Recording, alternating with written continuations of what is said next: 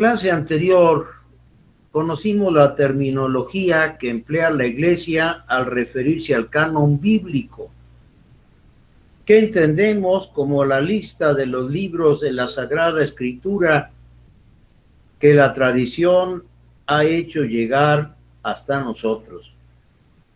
También vimos con bastante calma cómo se formó cada una de las partes del canon judío.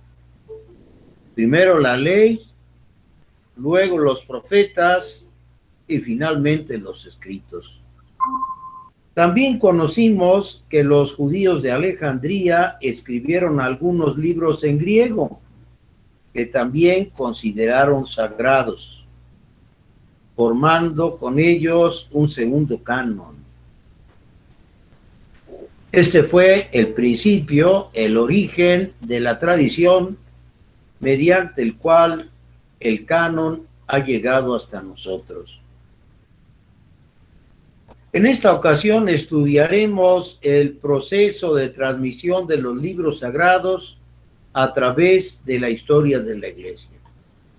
Desde el momento en que los judíos formaron el primer canon, tal como fue recibido por los cristianos, hasta llegar a la aceptación de la lista definitiva de los libros santos, que tuvo lugar en el Concilio de Trento, celebrado durante el siglo XVI. Debe quedar claro que no vamos a poder entrar en detalles sobre la historia de la Iglesia, por lo que nos vamos a reducir a lo que se refiere a nuestro tema. Comencemos hablando del canon del Antiguo Testamento según el Talmud de Babilonia. La palabra Talmud, que significa en hebreo la enseñanza,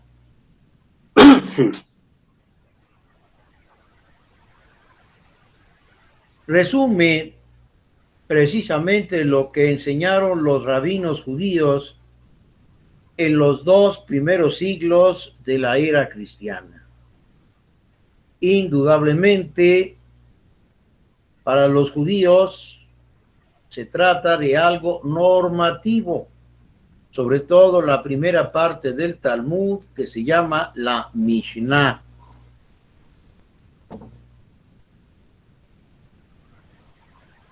En uno de los tratados o divisiones que forman la Mishnah, que se llama Baba Batra, que quiere decir la última puerta, encontramos el canon, tal como lo tenían los judíos en el siglo I y como nosotros lo tenemos todavía hoy.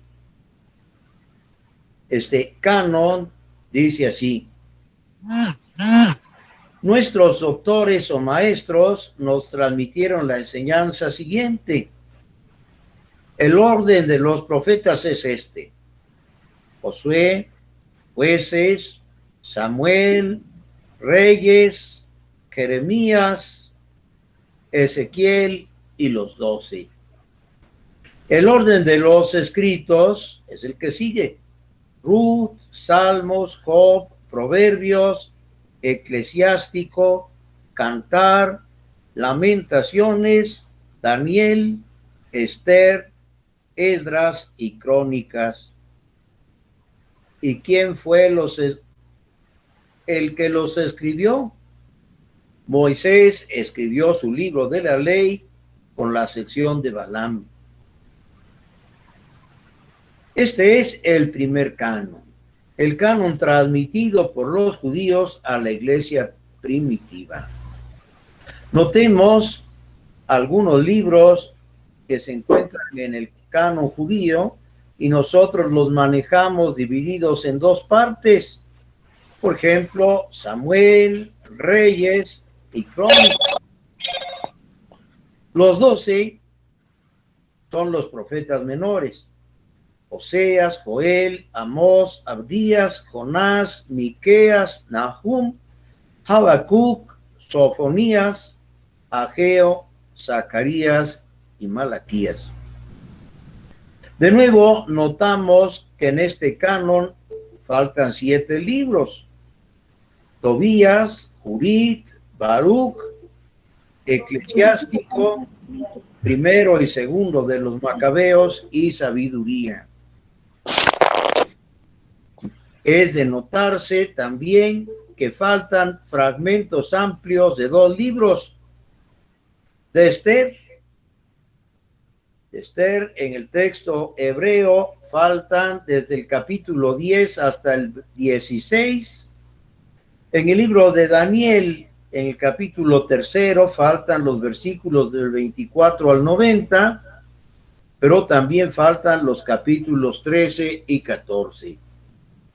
Hay pues una diferencia muy grande entre el canon del Talmud y el canon que manejamos nosotros hoy. ¿A qué se debe?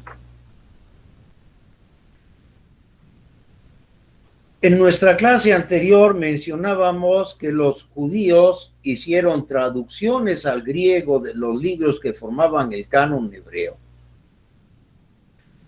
Hay varias traducciones, pero a nosotros solo nos interesa la llamada versión de los 70, porque fue aceptada por los primeros cristianos y utilizada por los apóstoles. Decíamos ya en la clase pasada que la lista de los libros que constituyen esta versión pueden encontrarla en la Biblia de Jerusalén, al principio, en la página 13. Hoy vamos a fijarnos que en esa lista encontramos 3 tipos de libros.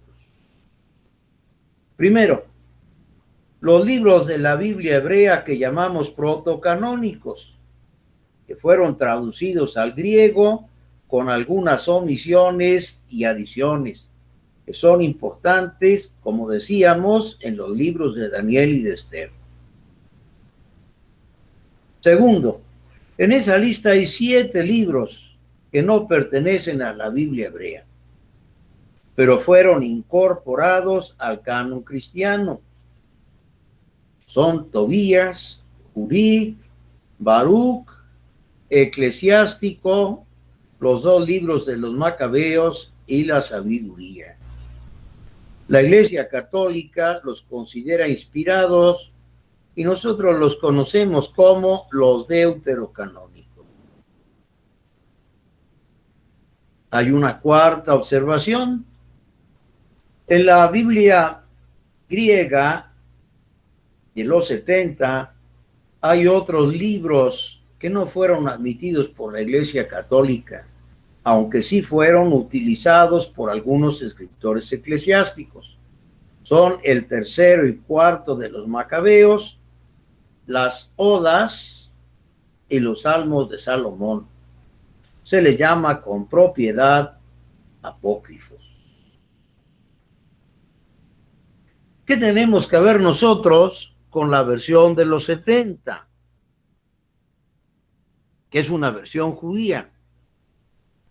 Bueno, es un hecho comprobado por las investigaciones sobre el texto del Nuevo Testamento, hechas ya con medios informáticos, que los apóstoles citan el Antiguo Testamento 350 veces. Pero de esas 350 veces, hay 300 que concuerdan con el texto traducido por los 70 y difieren del texto hebreo. Esto demuestra que los apóstoles se servían del texto griego con una confianza completa. ¿Qué tan completa? Bueno, vamos a poner como ejemplo el texto de Isaías 7:14, tal como aparece en el texto hebreo, utilizando la traducción de la Biblia de Jerusalén. Este versículo dice así: el Señor mismo va a daros una señal. He aquí que una doncella está encinta y va a dar a luz un hijo, y le pondrá por nombre Emmanuel. Pero si vamos al Nuevo Testamento, vemos que San Mateo, en el capítulo 1, versículo 22, lo cita de otra manera. Ya no dice, he aquí, sino ved. Ved que la Virgen concebirá y dará a luz un hijo, y le pondrán por nombre Emmanuel. El texto hebreo de Isaías habla de una doncella. El texto citado por San Mateo habla de una virgen. Esta es precisamente la forma en que la versión de los 70 traduce el texto. Por eso, queridos hermanos, pues es tan importante saber que la Biblia de los 70 fue manejada por los apóstoles. Y esto mismo, estas diferencias, se encuentran en 300 casos. Son 300 casos que no podemos detenernos en citar aquí. Decíamos también en la clase pasada que los libros canónicos se encuentran con numerosas alusiones en los autores del Nuevo Testamento, e incluso hacíamos algunos ejemplos. De este modo, comprobamos que efectivamente los apóstoles recibieron de la sinagoga el texto hebreo, pero lo enriquecieron con estos libros deuterocanónicos tomados de los judíos de Alejandría. Ahora bien, por su parte, la iglesia primitiva conservó los libros deuterocanónicos.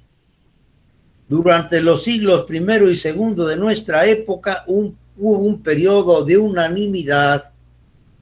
Los escritores más antiguos, que llamamos padres apostólicos, citaron los deuterocanónicos con la misma autoridad con que el resto de las escrituras. Así, por ejemplo, San Clemente Romano habla de Judith y de Esther como ejemplos que son obligatorios para las mujeres cristianas. Los demás padres apostólicos también citan los libros deuterocanónicos. Es oportuno decir aquí que llamamos padres apostólicos a los que recibieron directamente el Nuevo Testamento de parte de los apóstoles. Son los que vivieron especialmente en el siglo II. Cuando comenzó el siglo III, empezaron las discusiones entre cristianos y judíos y apareció un segundo grupo de padres que llamamos apologistas. Ellos se vieron obligados a utilizar especialmente los libros protocanónicos en sus disputas con los judíos, porque los judíos no admitían los deuterocanónicos. Entre los padres apostólicos destacan San Justino, Atenágoras, San Irineo, San Clemente de Alejandría, Tertuliano, San Cipriano y San Hipólito de Roma. Su posición frente a los deuterocanónicos está muy bien representada por Orígenes de Alejandría, quien nos dice: me atrevo a poner como ejemplo en este punto a Daniel en el foso de los leones, a sabiendas de que este párrafo no se encuentra en el texto hebreo. En cambio, sabemos que se tiene recibido en la iglesia, y de este modo nos hace ver que considera esta sección deuterocanónica como aceptada en la tradición de la iglesia. Sin embargo, en los siglos siguientes, los siglos III, IV y V, empiezan a aparecer dudas por distintas causas. La primera causa de estas dudas es la necesidad frecuente de discutir con los judíos, que se negaban a aceptar estos libros. Es el caso de Melitón de Sardes. Hubo una segunda razón para dudar. Empezaron a circular nuevos libros apócrifos, libros escritos por fuera de la iglesia. Quizás el ejemplo más conocido de ustedes es el de los evangelios apócrifos. Algunos de ellos contienen narraciones francamente infantiles. Por ejemplo, los llamados evangelios de la infancia atribuyen a Jesucristo nuestro Señor algunos milagros que rayan en lo ridículo. Decían que para jugar hacía palomitas de barro, les soplaba y las palomitas volaban. Bueno, esto pues puede ser infantil, puede parecernos algo infantil, pero a veces lo infantil se vuelve herético. Algunos de los evangelios apócrifos dicen que Jesucristo maldijo a un niño y se murió. Pero San José le llamó la atención y entonces se acercó al niño, lo tocó y lo resucitó, como resucitaría más tarde a los enfermos, a los muertos, perdón. Naturalmente, esto sí ya raya en la herejía. Nos presenta a Jesucristo nuestro Señor maldiciendo y matando, cuando la enseñanza cristiana es bendigan, pero no maldigan. Esto hizo que algunos padres fueran especialmente cuidadosos y prefirieran no utilizar los deuterocanónicos. San Atanasio, San Cirilo de Jerusalén, San Epifanio y San Gregorio Nacianceno. Como una tercera razón, podemos mencionar la tendencia natural de las personas moderadas, de las personas prudentes, a tomar una vía media. No vamos a rechazar los deuterocanónicos, pero tampoco les vamos a otorgar una autoridad total. Vamos a tomar un camino medio. Este es el camino que tomó San Jerónimo. Él acepta los deuterocanónicos como revelados por Dios para transmitir una enseñanza moral, para transmitir un ejemplo, pero no para fundar un dogma.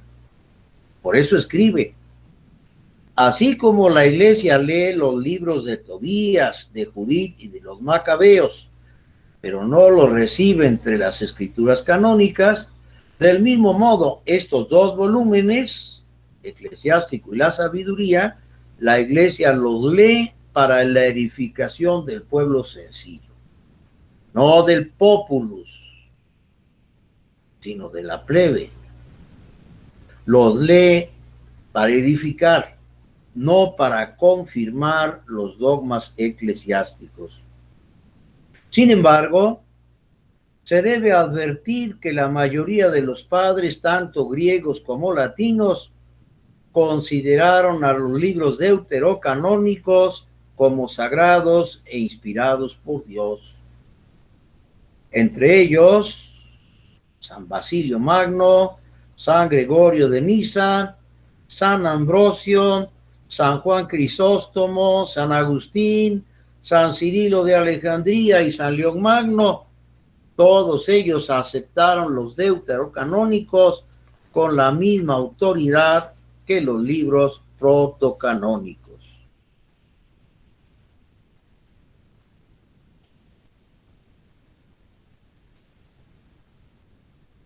Esta división entre los mismos padres de la Iglesia provocó la intervención del magisterio. Recordemos desde nuestra primera clase que el magisterio no es el dueño de la escritura. La escritura no es una propiedad de la iglesia que nosotros podamos usar como nos guste. En la próxima clase veremos las reglas para interpretar la escritura. Reglas que tiene que usar desde el Papa hasta el más sencillo de los catequistas. No somos dueños de la escritura. La escritura es de Dios. Pero hay un magisterio. Y el deber del magisterio es enseñar. Enseñar conservando lo que se recibió, aclarando lo que se recibió, desarrollando lo que se recibió y aplicándolo a las circunstancias concretas. Y la primera intervención solemne del magisterio de la Iglesia se debe al Papa San Dámaso. San Dámaso convocó en Roma a un concilio particular, un concilio en el que tomaron parte, por eso se llama particular, obispos de Italia, de las Galias, que hoy se llama Francia, de España y del norte de África. No era ecuménico. Estaban ausentes los griegos. Era un concilio de la Iglesia Latina. Y en este concilio de Roma se enseñó lo siguiente: hay que tratar de las escrituras divinas. Hay que saber qué es lo que se ha de recibir en la Iglesia universal y qué se debe evitar. Por eso empieza con la relación del Antiguo Testamento. Un libro del Génesis, un libro del Éxodo, un libro del Levítico, un libro de los Números y un libro del Deuteronomio. Un libro de Jesús Navé, que nosotros hoy llamamos Josué, un libro de los Jueces, un libro de Ruth, 4 libros de los Reyes, que hoy tenemos divididos en 2 libros de Samuel y 2 de los Reyes, 2 libros de los Paralipomen, que hoy llamamos libros de las Crónicas, un libro de 150 salmos, los 3 libros de Salomón, un libro de Proverbios, un libro de Eclesiastés, un libro del Cantar de los Cantares, además un libro de la sabiduría y un libro del eclesiástico. Aquí encontramos a los deuterocanónicos puestos al mismo nivel que los protocanónicos. Sigue la relación de los profetas. Un libro de Isaías, un libro de Jeremías con sus lamentaciones, un libro de Ezequiel, otro de Daniel, otro de Oseas, uno más de Amós, un libro de Miqueas, un libro de Joel, un libro de Abdías, un libro de Jonás, un libro de Nahum, un libro de Habacuc, un libro de Sofonías, un libro de Ageo, otro de Zacarías y un libro de Malaquías. Sigue la relación de los libros de historia. Un libro de Job, otro de Tobías, 2 libros de Esdras, un libro de Esther, un libro de Judith y 2 libros de los Macabeos. Además, añade la relación de las escrituras del Nuevo Testamento tal como la recibe la Santa Iglesia Católica. Un libro de los Evangelios según Mateo, un libro según Marcos, un libro según Lucas, un libro según Juan.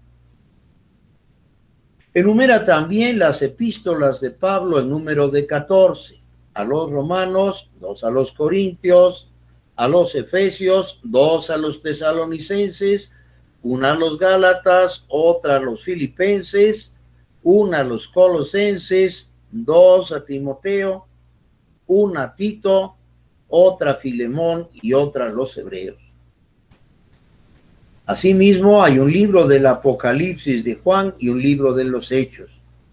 Las epístolas católicas en número de 7, 2 de Pedro apóstol, una epístola de Santiago, una epístola de Juan apóstol, 2 epístolas de otro Juan llamado presbítero y una epístola de Judas el celote.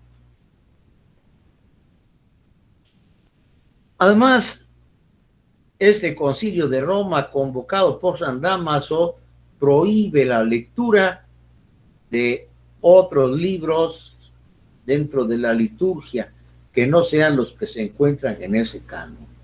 Únicamente se hace una excepción con las actas de los mártires, que se consideran importantes como ejemplos de vida cristiana. Yo creo que por hoy hasta aquí llegamos. ¿Cómo estamos de tiempo? Bastante bien. Bueno, tenemos pues tiempo para responder a las preguntas que nos hicieron ustedes la atención del viaje.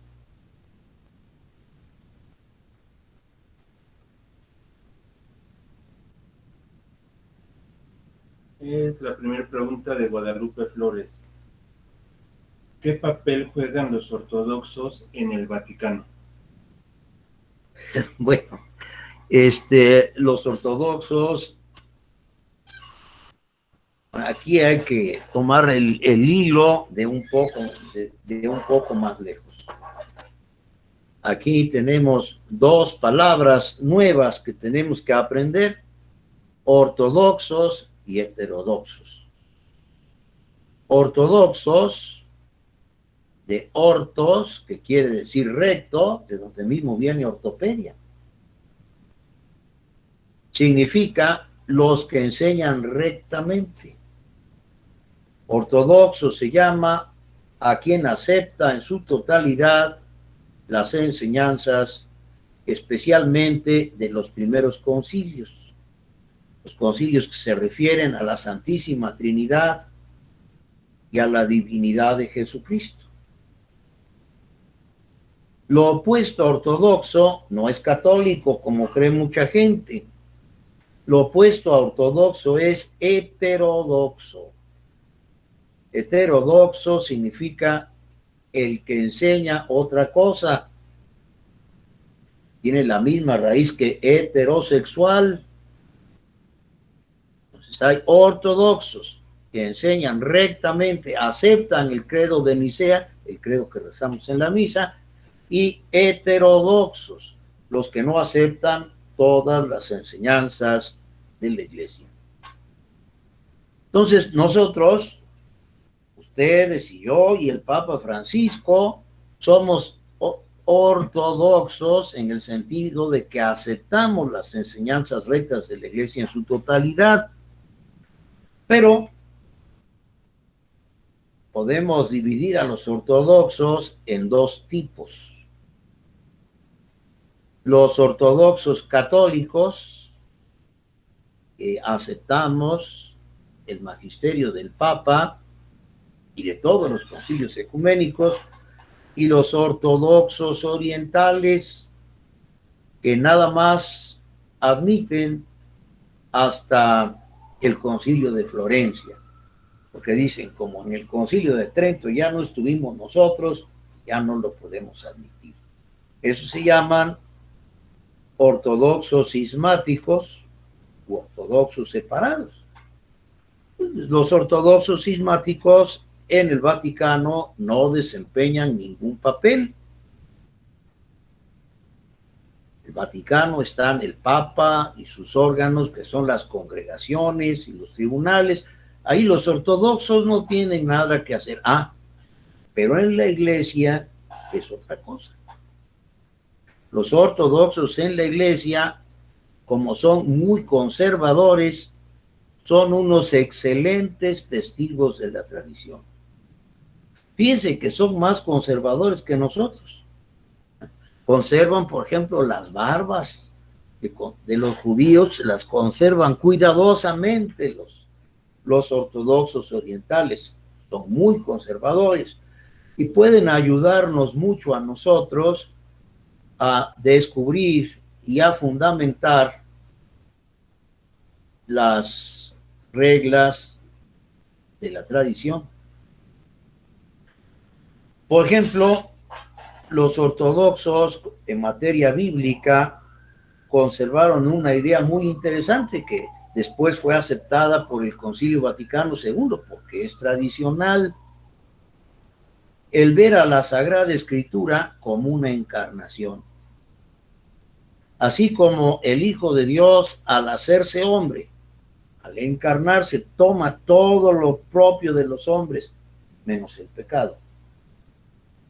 De la misma manera, la palabra de Dios, al hacerse escritura, toma todo lo propio de las palabras de los hombres, poesía, historia, cartas, toma todo, con una excepción, la mentira. Podemos encontrar libros poéticos, podemos encontrar en la escritura parábolas que al parecer no se dieron en la realidad. Pero allí no hay mentira. Así como el Verbo se hace carne y habita entre nosotros, únicamente omitiendo el pecado, así la palabra también se hace escritura omitiendo cualquier falsedad. Este es un ejemplo de cómo en Oriente se conserva la tradición.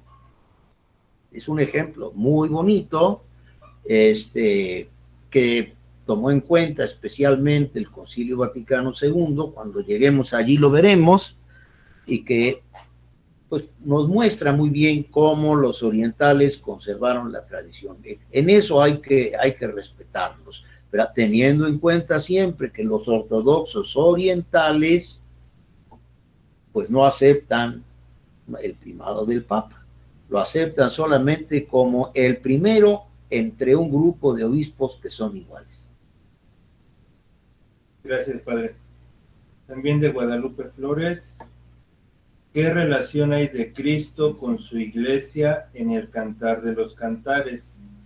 Y si de alguna manera este libro se escribió para liberar de las ataduras del puritanismo. Bueno, en ese tiempo no había puritanismo. En el tiempo en que se escribió el Cantar de los Cantares, no había puritanismo. El problema de cómo interpretar el Cantar de los Cantares es un problema muy difícil porque, como decíamos, nunca aparece el nombre de Dios ni el nombre de Cristo. Para resolverlo, tenemos que hacer uso de lo que se llama el sentido espiritual.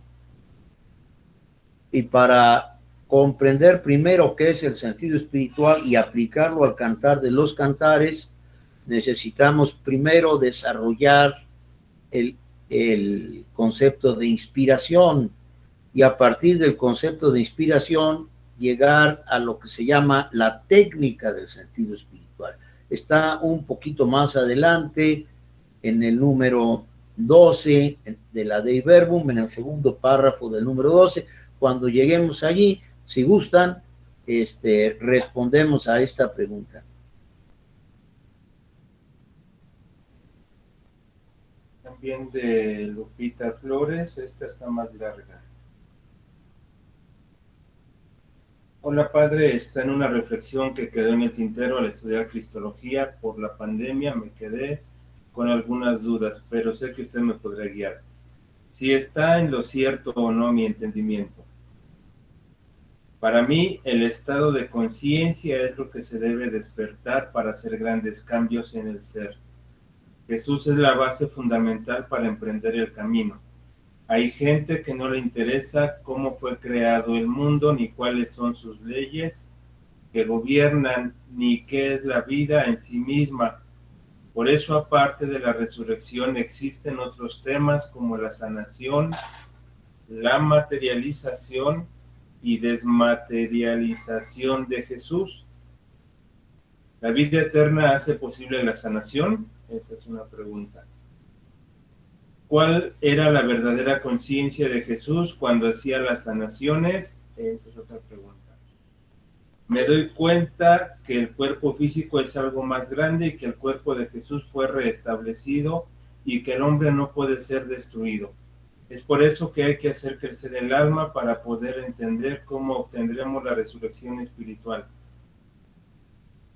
Aunque es muy importante, creo que dice, el inmenso amor como Jesús lo estableció, y que no podemos juzgar las Sagradas Escrituras si no nos sumergimos en la lectura para encontrar la verdad. Eso es todo lo que sí. Bueno, pues más que una pregunta, pues es una exposición de su pensamiento. Es una exposición que requiere pues un estudio más, requiere un estudio más amplio.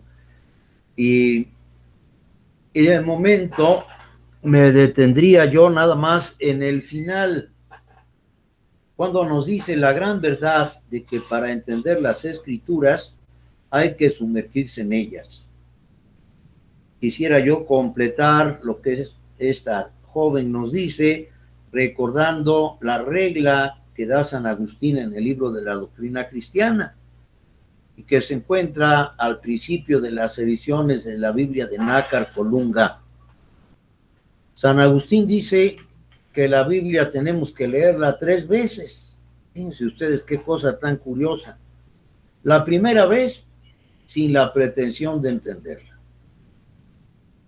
limitándonos a reconocer a las personas y a los hechos.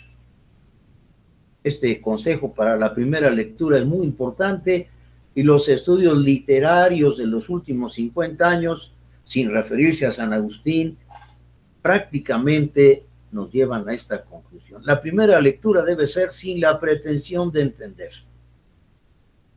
Nada más debemos de tratar de conocer a las personas y a sus hechos. A esta primera lectura dice San Agustín que debe seguir una segunda lectura.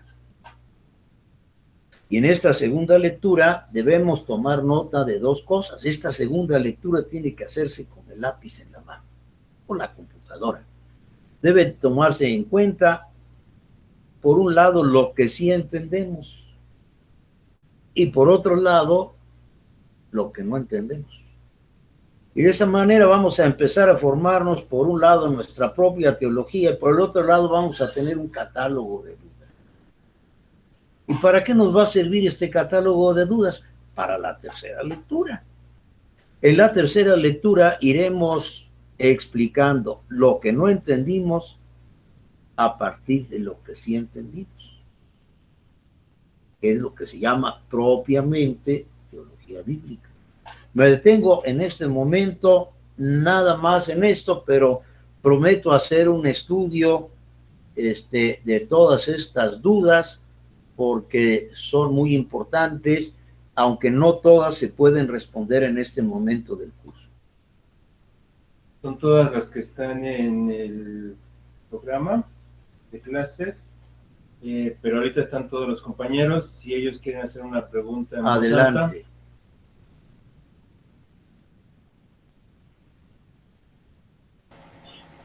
Padre, buenas tardes. Habla Arturo Pastor. Gracias, Arturo. Una pregunta, Padre. Quiero entender esta parte. Los apóstoles, después de que Jesús parte, ellos leían las Escrituras. Ellos las leían en las mismas sinagogas de los hebreos, siendo ya cristianos, como después del capítulo 21 nos nombran cristianos. Ellos siguen leyendo las Escrituras, los textos de Isaías, qué sé yo, siguen leyendo ellos dentro de las sinagogas de los hebreos. Sí, por el libro de los Hechos sabemos que San Pablo, al llegar a una ciudad, cualquiera que fuera, comenzaba visitando las sinagogas de los hebreos. En las sinagogas de los hebreos había tres clases de personas. Debemos saber que para ser reconocido como miembro del pueblo judío se requieren dos cosas: o haber nacido de una madre judía o haber recibido la circuncisión. Entonces, el primer tipo de personas que se encontraban los apóstoles, como San Pablo, dentro de la sinagoga eran los judíos circuncidados y los judíos que tenían una herencia de familia. Pero además había lo que se llamaba prosélitos. Hoy el judaísmo hoy no admite prosélitos. O eres judío o no. En ese tiempo el judaísmo admitía prosélitos, elton, los que se están acercando, ¿verdad?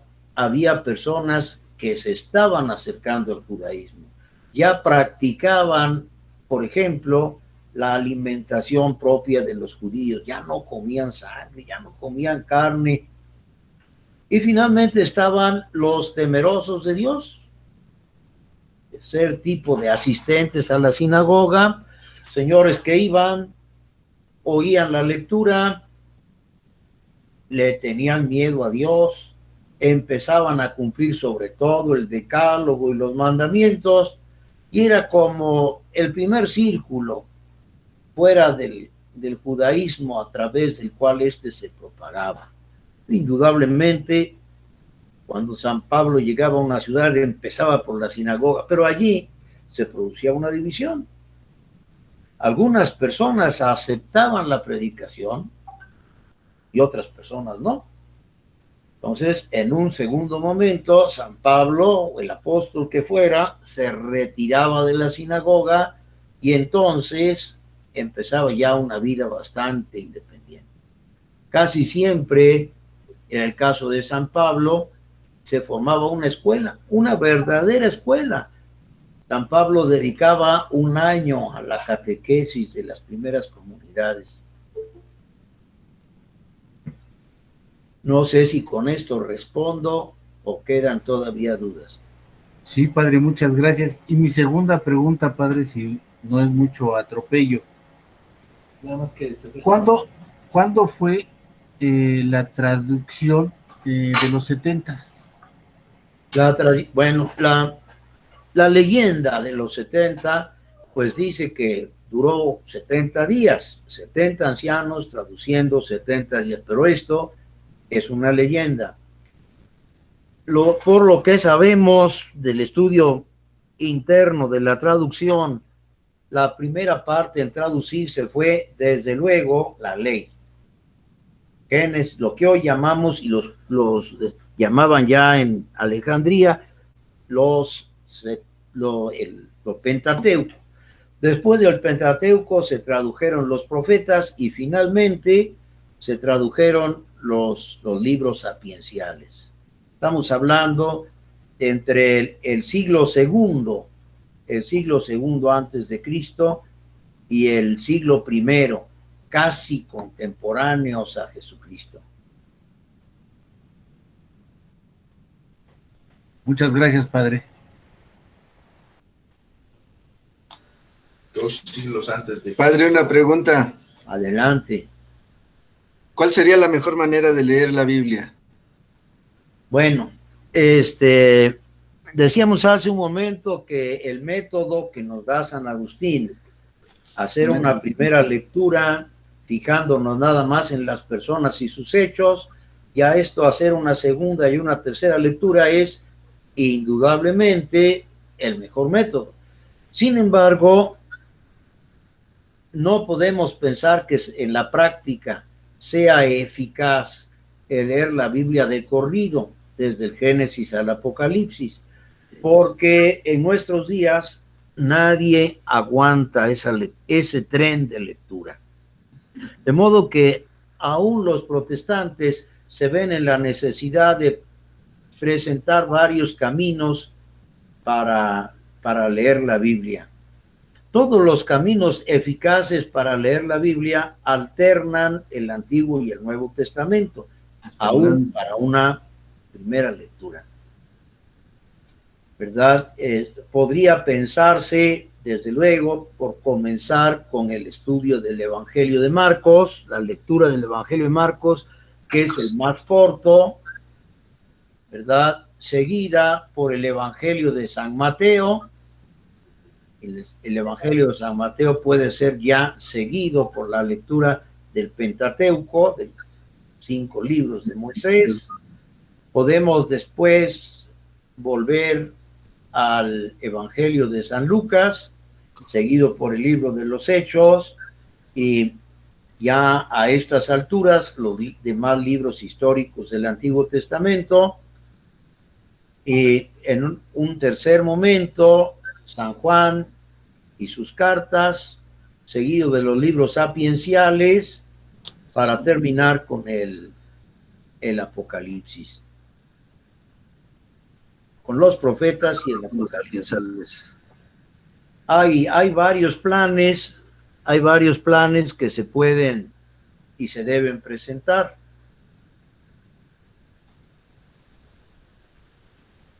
Gracias, padre. No hay de qué. Y al final Apocalipsis. Tantos años.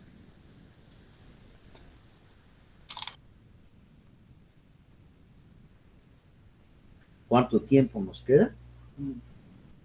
¿Quiere tomar un descanso o quiere terminar? No sé si ya ¿Cuánto no hay tiempo? preguntas. Ya no hay preguntas. ¿Cuánto tiempo nos queda? Media hora. Bueno, como nos queda media hora, vamos a avanzar un poquito más en el estudio del canon del Nuevo Testamento. Así como el canon del Antiguo Testamento requirió tiempo para formarse, del mismo modo, el canon del Nuevo Testamento también requirió tiempo para formarse. El punto de partida del canon del Nuevo Testamento lo tenemos en las epístolas paulinas. Las epístolas paulinas, tal como aparecen en nuestro canon, son 14,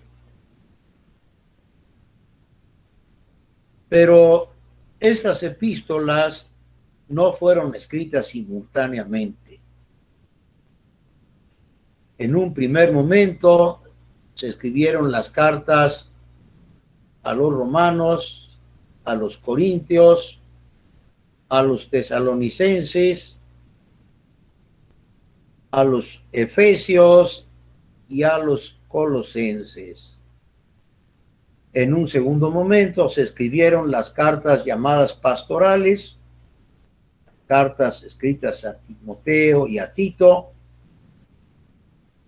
la carta a Filemón, y la última de las cartas pastorales, la última de las cartas paulinas fue la carta a los hebreos. Los evangelios se escribieron posteriormente. La primera carta a los tesalonicenses, que es la más antigua de las cartas de San Pablo, se escribió ya en el año 50 o 51, porque menciona pues la situación del Imperio Romano que existía en esa época. La carta a los hebreos contiene material ya muy tardío, que como se verá en su lugar, ya no puede atribuirse a San Pablo.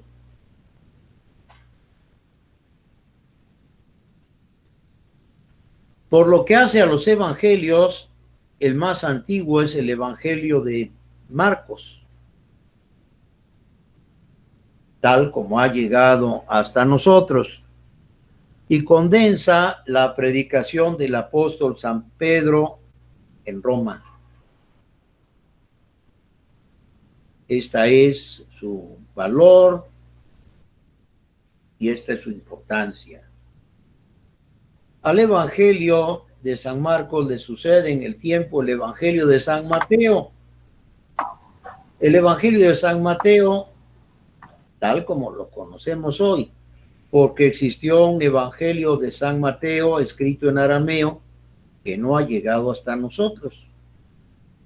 Nosotros nos ha llegado solamente una traducción que como traducción es posterior al Evangelio de Marcos.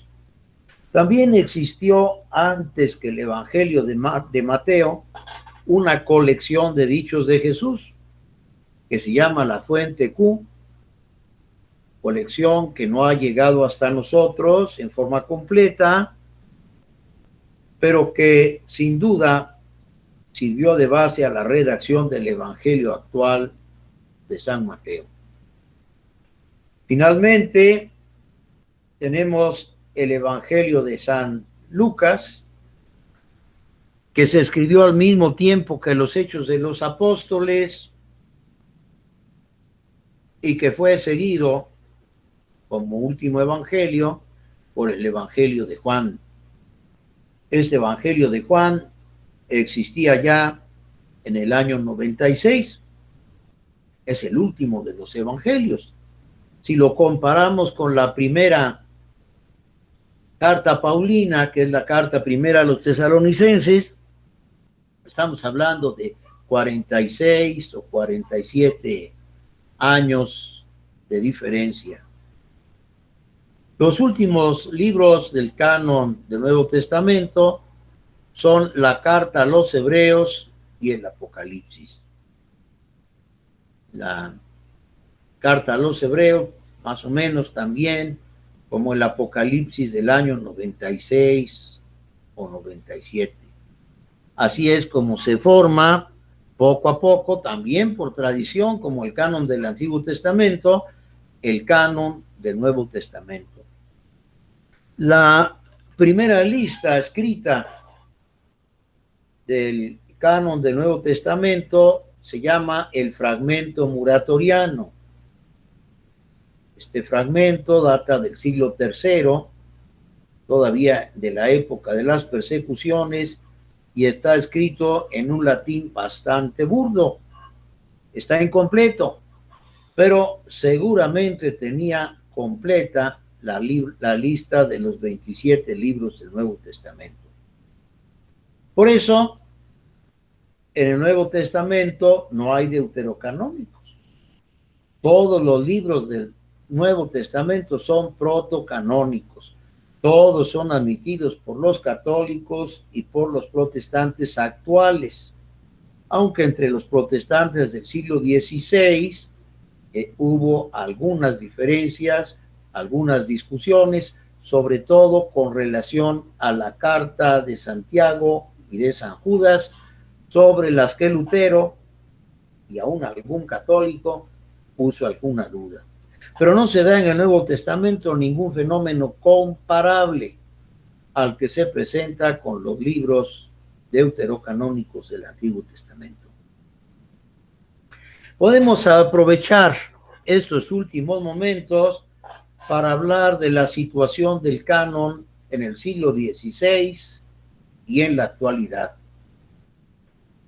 En el siglo XVI, el Renacimiento produjo precisamente una restauración de las técnicas de estudio literario. El que aplicó estas nuevas técnicas a la Biblia fue Erasmo de Róterdam. Y con motivo del desarrollo de estas técnicas, se descubrió la diferencia entre protocanónicos y deuterocanónicos. Y esto, como es natural, al ser asimilado primero por Lutero y luego por Calvino, produjo pues una gran desorientación, desde luego entre los protestantes, pero también entre algunos católicos. El primer principio para resolver el problema en el siglo XVI lo dio un judío convertido, Sixto de Siena.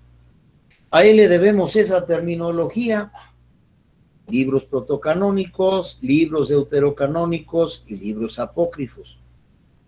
Esta terminología fue el primer paso para discernir con claridad los tres distintos tipos de libros y como consecuencia para darnos cuenta también de cómo la Iglesia Católica adaptó e hizo suyos y transmitió como tradición los libros deuterocanónicos.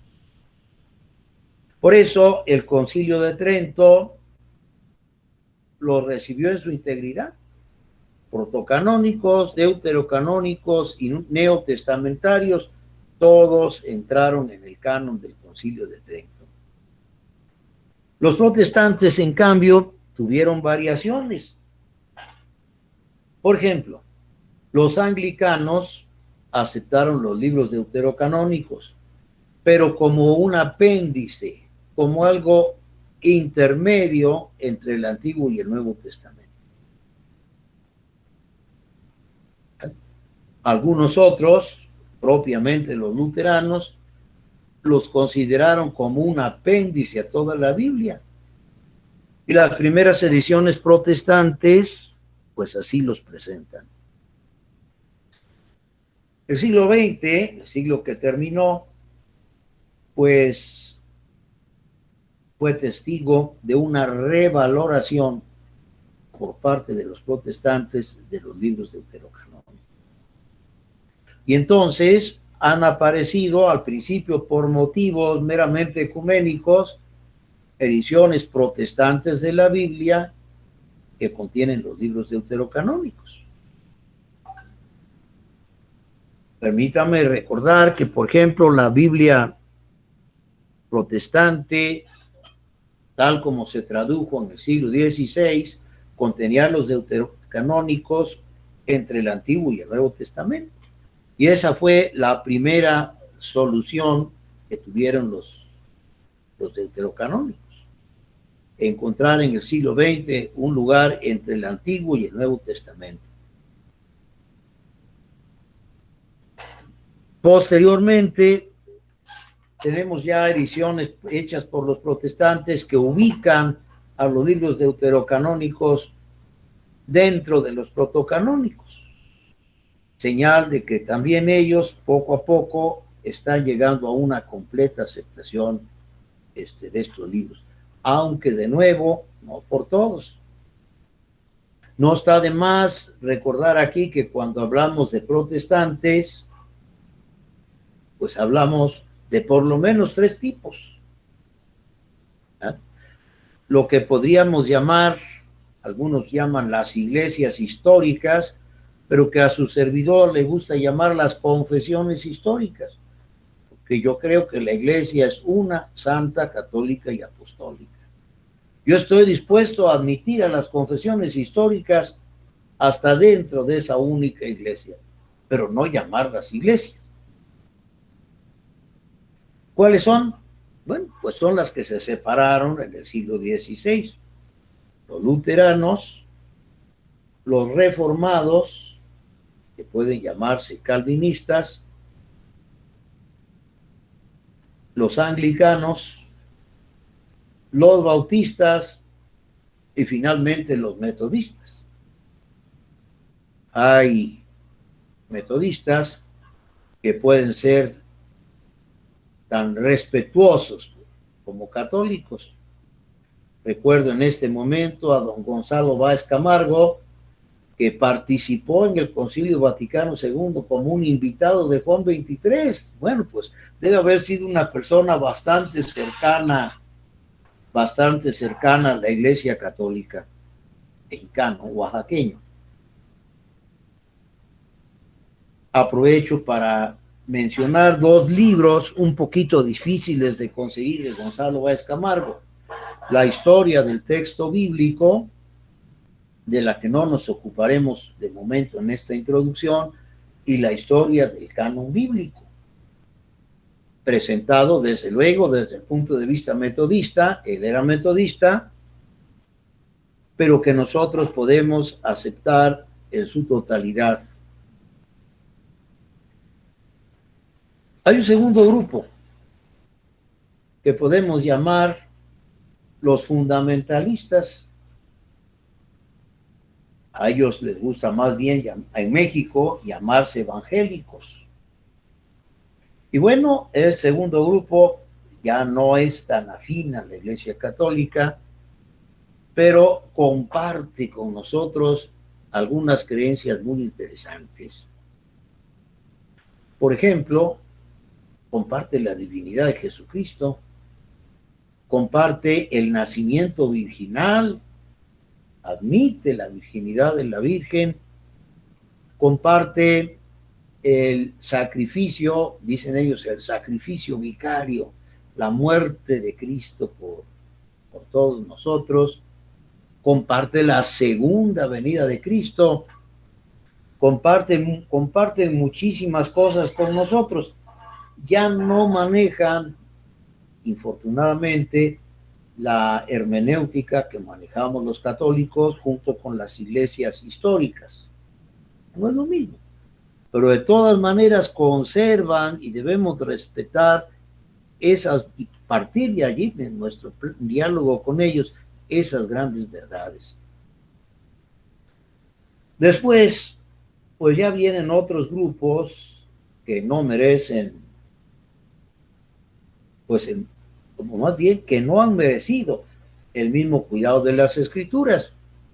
En esto tenemos, por ejemplo, a los que se llaman bautistas de solo Jesús, que ya no admiten la Trinidad, solamente bautizan en el nombre de Jesucristo, creando muchísimos problemas a nivel parroquial. Ya en un último rincón, pues dejo a grupos que no pueden llamarse cristianos en toda la extensión de la palabra. Entre estos, tenemos que mencionar a los testigos de Jehová, que no admiten la divinidad de Jesucristo. Y desde luego también a la Iglesia de Jesucristo de los Santos de los Últimos Días, que conocemos como mormones, y que, bueno, admiten nuevas revelaciones generales. Y con esto, pues, terminamos por ahora. ¿Cuánto tiempo nos queda? 15 minutos. Habría tiempo para algunas preguntas adicionales.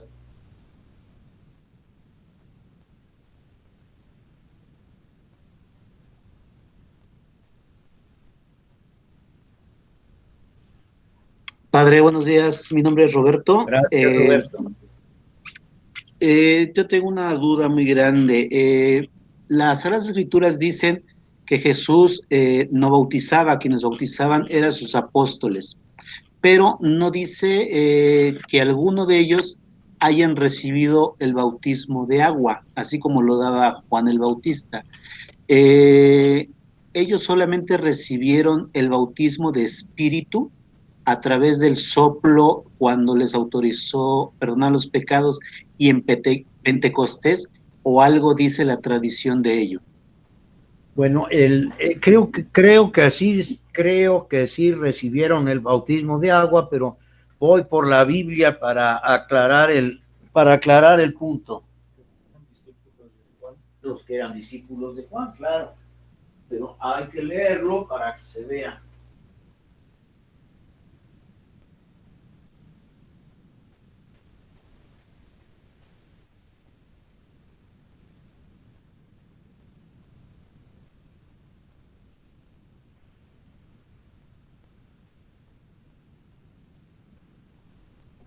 Si alguien tiene alguna otra pregunta, vaya preparándola, por favor.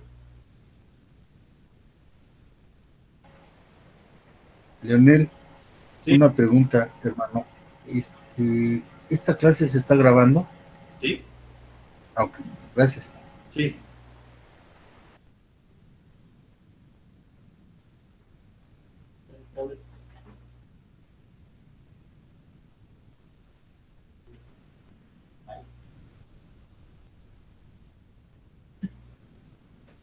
Creo que hoy traemos espíritu de preguntones, ¿eh?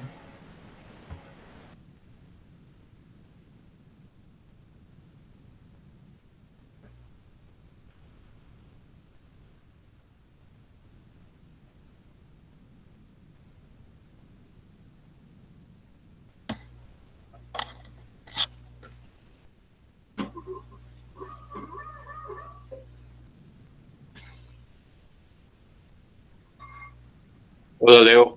Bien, nos referimos al Evangelio de San Juan en el capítulo 1, donde habla del testimonio del Bautista y donde nos dice que dio testimonio el Espíritu en forma de paloma y quedándose sobre él. Dice el Evangelio en el versículo 35 del capítulo 1, Juan se encontraba allí con 2 de sus discípulos. Estamos hablando de 2 personas que habían recibido el bautismo y seguían a Juan. Fijándose en Jesús que pasaba, les dice: he ahí el Cordero de Dios. Los discípulos le oyeron hablar así y por eso siguieron a Jesús. Él les preguntó: bueno, ¿qué buscan? Ellos le respondieron: Rabí, que quiere decir maestro, ¿dónde vives? Él contestó: ven y lo verás. ¿Quiénes fueron? Fueron Andrés, el hermano de Simón Pedro, que fue a ver a su hermano Simón y le dijo: hemos encontrado al Mesías. Por esto podemos pensar que la mayoría de los 12, si no es que todos, habían recibido el bautismo de manos de Juan. Sí, porque, por ejemplo, tenemos el caso de Leví, que es Mateo. Él no era, pues, discípulo, seguidor, estaba prácticamente en contra de las tradiciones mismas judías. Y bueno, pues si él, por ejemplo, en el caso de Mateo, pues habrá recibido también el bautismo de agua. Digo, como no dice en general, digo, es mi duda. No, es decir, no hay motivos para dudar, porque Juan no solamente bautizaba judíos observantes. Juan no era un judío observante. Juan era un judío muy especial al que se acercaban con intención de recibir el bautismo soldados, mercaderes y gente pecadora. Por eso los invitaba a recibir el bautismo. Curiosamente, sabemos también por los evangelios que rechazaba a los fariseos, no simpatizaba con ellos. Entonces, no hay ninguna dificultad en que un publicano como Leví o Mateo hubiera recibido el bautismo de Juan, ¿verdad? Seguramente tenía noticias positivas de Jesús. Por eso tuvo la curiosidad necesaria para subirse al árbol y ver pasar al maestro. Ya tenía noticias de Jesús. Ok, gracias, padre, muy amable.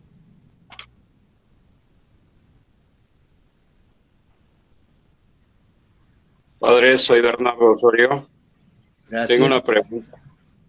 En México hay una iglesia católica que venera santos que no son santificados.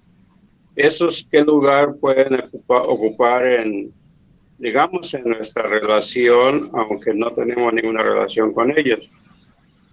Es decir, ¿qué relación podrían tener ellos con nosotros? La relación puede ir de aquí para allá o de allá para acá. Pues necesitaría yo tener más detalles.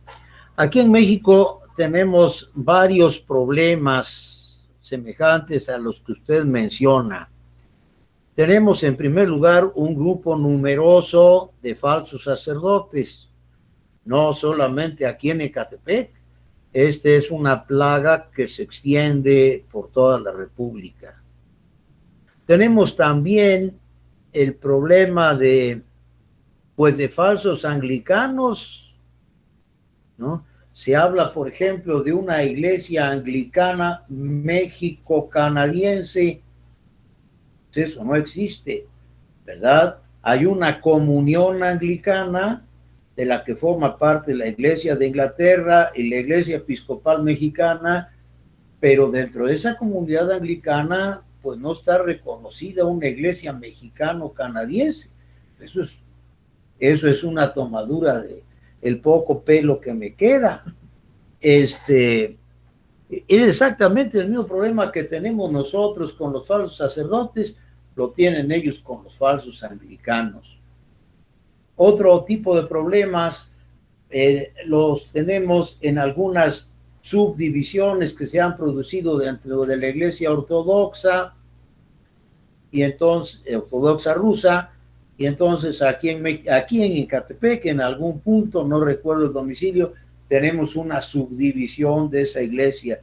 Es algo muy confuso y que da mucho que pensar y que estudiar.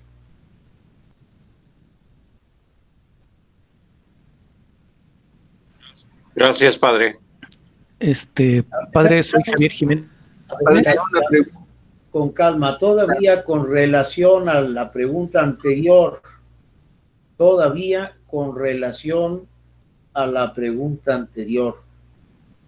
¿sería de utilidad para usted el documento sobre el matrimonio que emitió la Arquidiócesis Primada?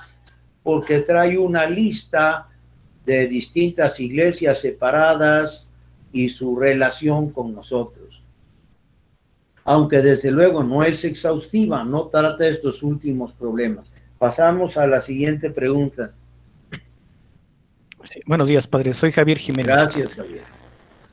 De lo que comentaba respecto al siglo XVI, cuando se habla sobre la interpretación o la forma de leer la Biblia, y que surgen todos estos, pues estas controversias, ¿no?, al respecto. No sé si usted me pueda orientar, ¿no? Me refiero al caso Galileo, ¿no? Cuando Galileo es acusado de herejía, yo entiendo que la herejía no consiste en la idea de que la Tierra gira alrededor del Sol o el Sol alrededor de la Tierra, sino que Galileo orientó la discusión hacia la interpretación de las Escrituras, ¿no? Que él afirmaba que la Escritura pues se puede interpretar pues por cualquiera, y la Iglesia no está de acuerdo, solamente por el magisterio. No sé si usted puede orientarme si es así mi interpretación, si es correcta. Realmente el magisterio da la interpretación autorizada, la interpretación en el nombre de Jesús, pero realmente cualquier persona que lee la Biblia tiene necesidad de interpretarla, es decir, de hacerla suya. Todos, desde el momento en que agarramos una Biblia, pues la interpretamos. Desde el momento en que nos preguntamos qué quiere decir, desde el momento en que nos preguntamos dentro de la lección divina qué me dice a mí, pues estamos haciendo un proceso de interpretación. El problema que se le planteó a Galileo y que no pudo resolver se debe a una situación que se produce más bien en el plano de la filosofía. En el momento en que se empiezan a separar de la filosofía y de la teología las demás ciencias.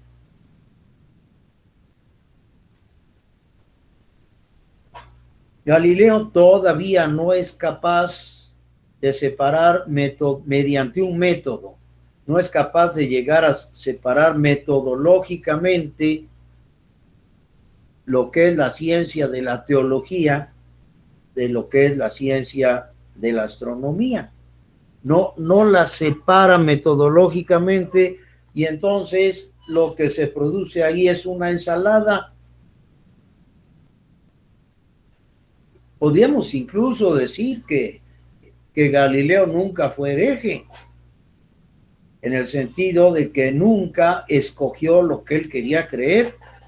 Galileo era, y así murió, tan católico como todos nosotros. Su problema es que hizo una ensalada.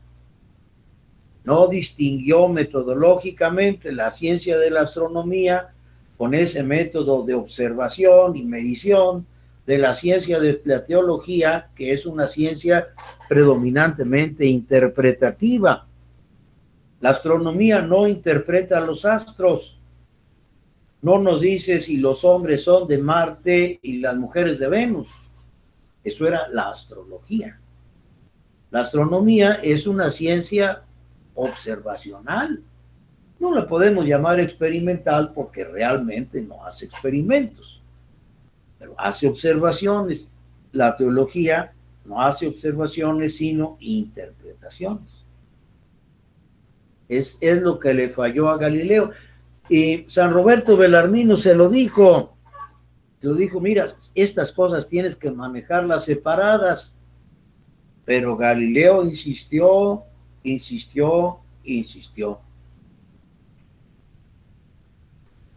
Y bueno, pues el resultado fue ese problema tan grave que tuvo, del que salió con bien, porque realmente nadie se lo quería fregar. Todos lo respetaban como físico. Pero, pues sí, se arriesgó mucho. Sí, padre, pero entonces, ¿sí es real que tuvo una acusación de herejía o no fue así? Más bien lo citaron, la Inquisición lo citó para que se explicara. ¿Por qué lo citó para que se explicara? Porque él, en un libro de astronomía, mezclaba el famoso texto del Antiguo Testamento donde Josué detiene al sol. Detente sol encima de Gabaón y tú, luna, no pases de Ayalón, para que yo pueda derrotar aquí a los filisteos. Y bueno, pues en ese momento no se estaba hablando de física. Hizo allí una ensalada y desorientó a mucha gente y le dijeron, bueno, explícate. Y entonces, bueno, él fue y se explicó y le dijeron, bueno, ahora esto que me explicaste, dilo en público. Y esa retractación fue todo lo que le exigieron. Realmente él nunca estuvo en peligro de que lo quemaran, ni estaba tan tonto para hacerlo. Fue como en el caso de Leonardo Boff, donde se le hicieron indicaciones de corrección. Tampoco se le acusa de hereje ni mucho menos. Es decir, a Leonardo Boff tampoco es hereje. Hay afirmaciones atrevidas a las que hay que matizar. Como dicen los gringos, en español no acostumbramos a esta figura, ¿verdad? Dicen los gringos, ponle los puntos a las I y táchame todas las T's, ¿verdad? Point I's and touch the T's, ¿verdad? Es como lo del vasito medio lleno, es de las cosas que a los gringos les complace repetir, ¿no? Pues eso es lo que le pidieron a Leonardo Boff. A Galileo, el procedimiento era un poco distinto. A Galileo sí lo citaron, le dijeron, a ver, explícate. Tú dices que eres católico y que eres profesor de la Universidad de Pisa. ¿Qué hay que ser católico? Pues explícame lo que dices. Entonces él, pues dio su explicación, le dijeron, ahora está bien, ahora explícalo en público. Él lo explicó, y en ese contexto hay que entender aquello de, sin embargo, se mueve, ¿no? A pesar de lo que le pasó a Josué, y sin embargo la tierra se mueve. No, lo único que le pidieron es que se explicara dentro de la metodología que usaba la Inquisición en ese siglo, era un poco menos clara, o más bien bastante menos clara que la que usamos ahora, porque la que usamos ahora es la tercera metodología.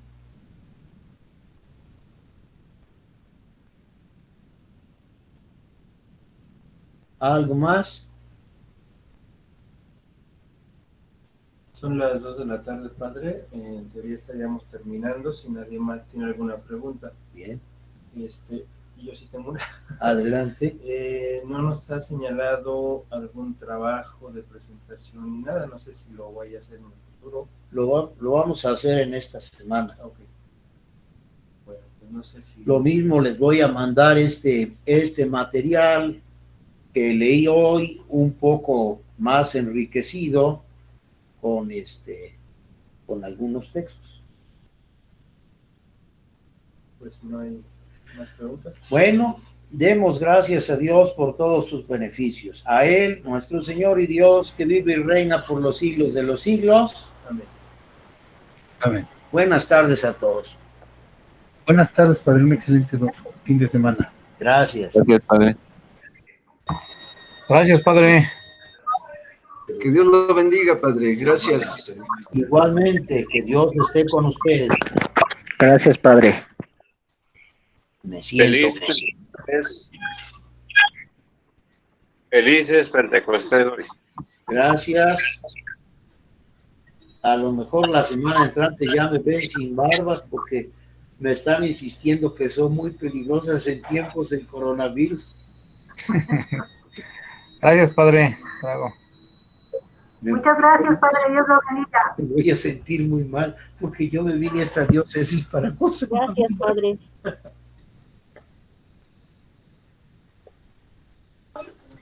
Gracias, Padre. Hasta luego. Hasta luego.